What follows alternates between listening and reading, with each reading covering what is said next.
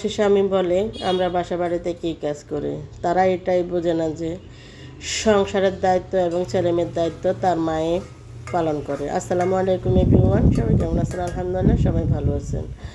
তো আমি আপনাদের জন্য একটি ব্লগ ভিডিও নিয়ে চলে আসলাম। তো আমি আমার কিছু কথা শেয়ার করব। তো দেখেন, ফার্স্ট আমি এখানে একটি বড় সাইজের মিষ্টি কুমড়া পরিষ্কার করে নিচ্ছি।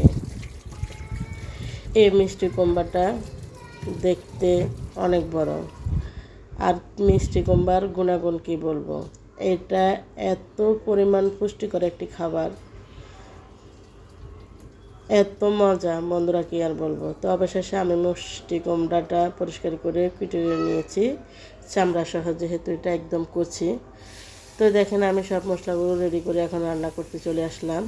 আমি কিন্তু মিষ্টি কুমড়া এমনিতে রান্না করি না, প্রায় সময় ভাজি করি। তো এখানে আমি পেঁয়াজ কুচিগুলো একটু ভেজে নিচ্ছি। ভাজার পর স্বাদ মতো লবণ দিয়ে দিচ্ছি। লবণ দিয়ে আর একটু ভালোভাবে ভেজে নিব। তো দেখেন, ভেজে নেওয়ার ডান। এখন আমি উপকরণগুলো দিয়ে দিচ্ছি। এখানে দিয়েছি শুধু হলুদ এবং মশলা। তো আমি সাধারণ মশলাগুলো দিয়ে সব সময় রান্নাবান্না করি। তো দেখুন, আমার মশলা কষানো শেষ। এখন আমি মিষ্টি কুমড়াগুলো ঢেলে দিচ্ছি। বন্ধুরা, আমরা যদি এভাবে মিষ্টি কুমড়া ভাজি করি, এত পরিমাণ টেস্ট, মনে করেন মাছ মাংস ছাড়াই আপনি পেট ভরে খাবার খেতে পারবেন। আমি কিন্তু সব সময় এভাবে রান্না করি। যদিও রান্নাগুলো সাদামাটা হয়, খাওয়ার টেস্ট অনেক ভালো। হয়তো আমি রান্না করতেছি, আমি বলছি যে তা না, আমার রান্না যারা খেয়েছে তারা সবাই বলে। তো দেখেন, আমি ভালোভাবে মিক্স করে এখন ঢাকনা নিয়ে ঢেকে দিচ্ছি। তো প্রায় 10 মিনিট পর আসলাম। আমি এটা মিডিয়াম হিটে দিয়ে সংসারিকের আরও কাজকর্ম রয়েছে, এগুলো করতেছি। তো দেখেন, আমি এখন একটু উল্টিয়ে দিচ্ছি।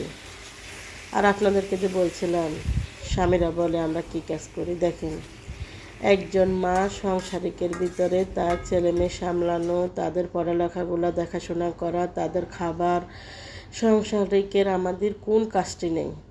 আসলে প্রবাসী স্বামী বা প্রবাসী ভাইয়েরা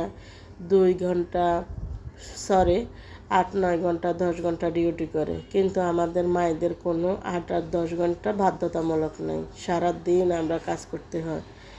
তো এটা হচ্ছে প্রবাসী স্ত্রীদের সাংসারিক জীবন। তো এখানে সিমির যেহেতু পরীক্ষা চলতেছে, আমি তার থেকে প্রিপারেশন নিচ্ছি। তো ফাইনালি সে একটা ভুল করেছে, আর সবগুলো হয়েছে। তো সবাই ভালো থাকবেন, সুস্থ থাকবেন। আজ এ পর্যন্ত, আল্লাহ হাফেজ।